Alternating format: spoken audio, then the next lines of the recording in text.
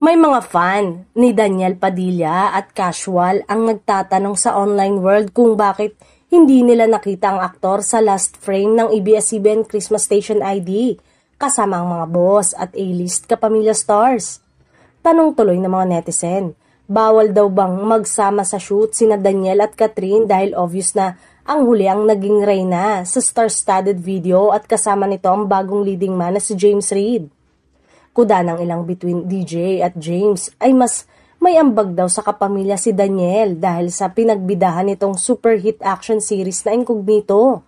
Samantalang wala pa daw kontribusyon si James sa success ng ABS-CBN ngayong taon. Umalis at iniwanan pa nga daw nito ang network noong panahon ng pandemya at gumawa ng sariling management. At hindi lang yon, nagsama pa umano ng isa pang kapamilya nang umalis ito sa network.